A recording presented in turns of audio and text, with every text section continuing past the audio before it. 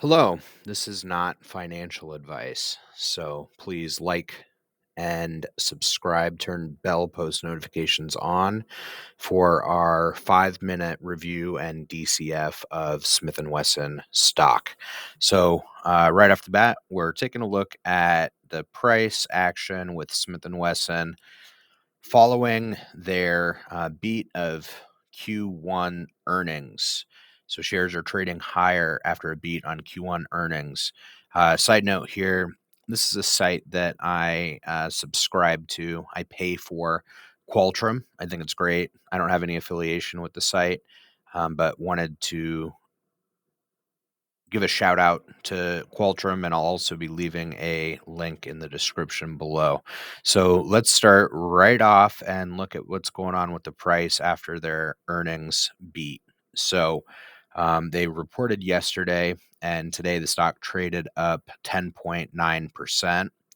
So what we had was a beat on top and bottom line. So the top line expectation was for 101 million. Smith & Wesson put up 114 and a quarter million dollars of revenue for this quarter. Bottom line, they're expected to do 11 cents EPS per share.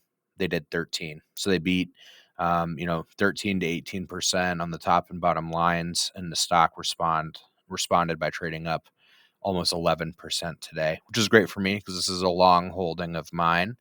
Let's take a look at the price of the stock over the years. So this is a cyclical stock, not so much based around seasons, but more so based on elections. So you can kind of see here a run up to the presidential election.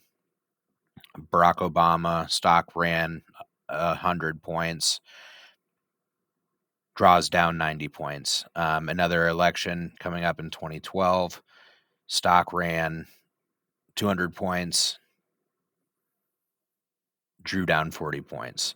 And then, of course, we had the election, Trump and Clinton. So stock ran up 60 points after Trump went into the Trump slump. Prior to COVID, drawdown of 70%. And then COVID, very volatile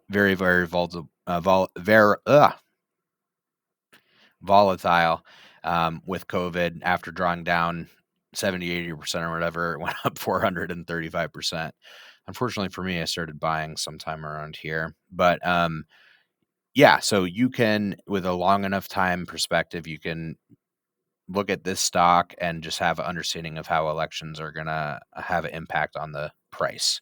But enough about the price. Let's talk about the value. So we're here looking at Qualtrim. Let's look at a couple things. So because the price is down about 60% from all-time highs, there's a really high starting dividend yield right now of just over 4%. It's a safe payout ratio of 50%. This is going to be a low PE stock, somewhere in that 14-15 range at this point. But yeah, also a small cap stock, small cap value. Okay. Pristine balance sheet, about $55 million in cash. Net debt is essentially zero. They don't have any long-term debt. They have about $25 million of short-term debt, and there's some other stuff going on there. But for all intents and purposes, they usually run a debt-free operation. So we're going to do our DCF here. I'm going to show you guys free cash flow. We're going to look over the last 10 years, and we're going to actually look over the last 5 years, and it's going to be stock-based compensation adjusted free cash flow. So they did a relocation from Massachusetts to Tennessee, which is probably a good long-term thing. Some losses on some software demand and CapEx type charges. But you can see here 110 million, 290 million, 77 million, 15 million. The average on the free cash flow over the last 3 years came in around $85 million. So when we do look at the cash flows over long periods of time, we can see that even though there's this even though there's cyclicality to the cash flows, that they are generally up and to the right with the cyclicality as a given. So pretty good on free cash flow generative business. Another thing that we like to look for when buying individual companies is if they can return capital effectively for profit. So both debt and equity. So really some very, very, very high numbers. Lowest it's gotten, it was fairly bad here in this like 6, 7, 8% range for a period of time, but it jumped up to an insane figure with COVID. But essentially, this company tends to live around the 25% return on capital employed range. So they are definitely a growing company able to reinvest profitably.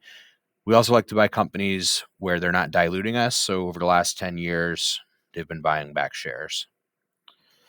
And, looking at the revenue, essentially the growth of this company is about 4% a year when you smooth everything out.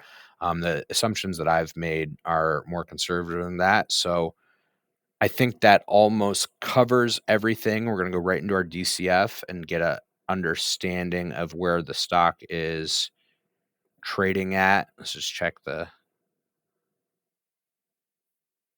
buyer activity, buying and selling from insiders.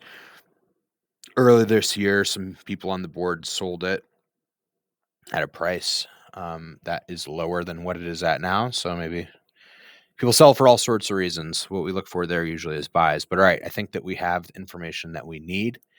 So we did just look at the revenue chart. So here's my revenue growth assumptions, very conservative, 3.5% over the next 5 years, down to 2.75, down to 2.25 terminal growth rate, 10% discount rate. These are, in fact, the shares outstanding. Took those numbers from Qualtrim. This is what I'm coming up with for their current total debt.